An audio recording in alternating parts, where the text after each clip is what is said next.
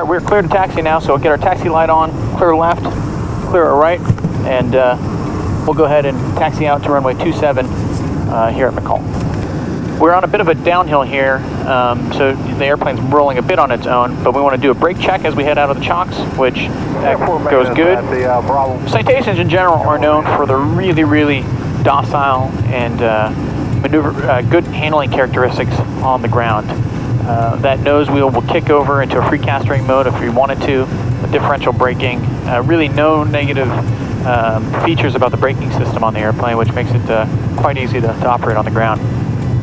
We're coming up to Taxiway Alpha, which is our clearance. We're going to clear to the right, right's cleared, clear to the left, left's clear, and just take a look at that windsock, make sure it's blowing in the direction that we think it is per the ATIS. We've got a beautiful day here out of Atlanta. Really, we couldn't ask for any better weather. We've got clear skies, calm wind, high pressure system. Should give us for a very beautiful flight. On my taxi, I want to verify that my headings on both PFDs are aligning with the known heading. That's runway 279er. I'm showing runway heading of 094 on my current heading. All right, so we're holding short runway 27. Let's go through our before takeoff checklist. We're landing runway. Ice protection system is not required. The rudder bias system has been checked on the taxi. The seats are upright and ready to go. We have our seatbelts on. Our flaps are selected to 15 and verified. Speed brakes are at 0% and confirmed 3 different ways. Trims are set, takeoff, and crew briefing. So we are taking off runway 27. We've got about 6,000 feet of runway. We're going to use up about 2,500 feet, assuming everything goes normal. We've got no winds, no contamination on the runway, so it's a pretty plain Jane takeoff here out of McCollum. V1 is 92 knots, VR is 95, 109 for V2, and 140. If we have an engine failure, fire, loss of directional control, or anything that makes the airplane unsafe, we will abort the takeoff. Otherwise, we're going to continue with our takeoff. And after takeoff, it's up to 3,000 feet, and we'll be radar vectors to ultimately our first destination. Other than that, I think I've got all the items on the checklist is ready to go. TCAS is TARA, I've got that set. Radar is not required yet. Grow around button is set, and the battery amps verified to be less than 20 amps. That's good.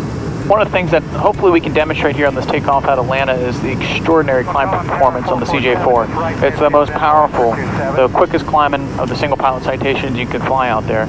And we've got an initial level off at 3,000 feet. Hopefully we get that accelerated to something that's a little bit higher so we can really show where this airplane shines, which is on its way out of here. Ignition is automatic, transponder is good, approach sector is clear. We'll verify on our right if we've got anybody coming. And we're runway heading up to 4,000 feet for our initial.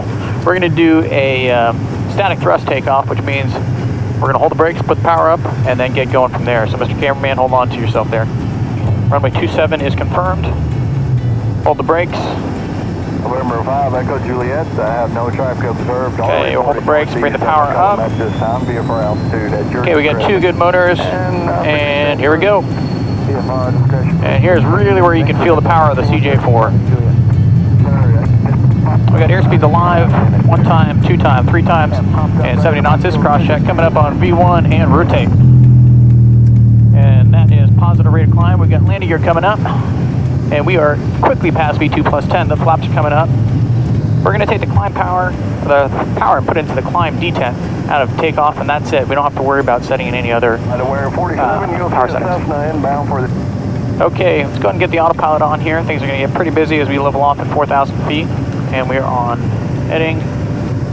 And we're going to go ahead and start to slow down now, even though we're still 1,000 feet away, because the CJ4 will speed up very quickly. I got 7,000 set, and I've got 230 set. We've got a nice little bit of climb still ahead of us, and we're in pitch mode. Let's go vertical speed, and I'll give it some power so we can climb. The best place to climb for the CJ4 in terms of felch mode is 240 knots, which is pretty crazy to think about 240 knots for a climb for a single pilot jet. And we'll go ahead and get our after takeoff climb checklist now.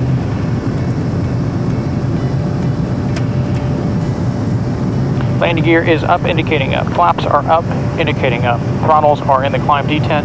Yaw damper is set. Ice protection not required. Passenger lights not required. Landing light will leave on for now. Pressurization verify. We're at 2.3 differential altimeters standing by once we're up to 18,000 feet. We're done. Not much to do from there we got 1,000 feet to go, and again, you want to be really ahead of these level offs in the CJ4 because the airplane will accelerate really quickly to its red line, especially when you're climbing at 240 and down low, red line is 260 indicated. Landing runway 278. Okay, now we're going to go direct to Gadsden, which is our only waypoint so far. Just hit the direct button, DIR, Gadsden. It asks, in fact, that's what I want to do.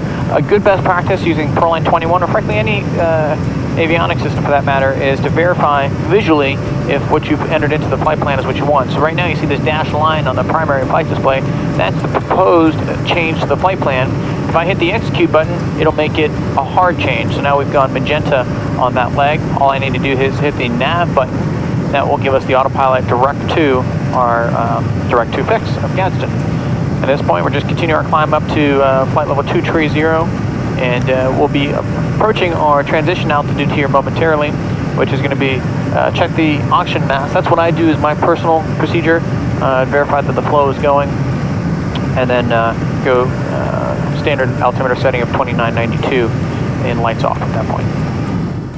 Okay, we got 340 is confirmed. We're directed Gadsden here. Out of 18,000 feet, we want to go baro once, twice, 3 times. Landing line is off, and I'm going to check my oxygen mask for good measure as we get up to the high altitude to make sure we've got oxygen flowing. Hey, Flyway 47, are you associated with the website?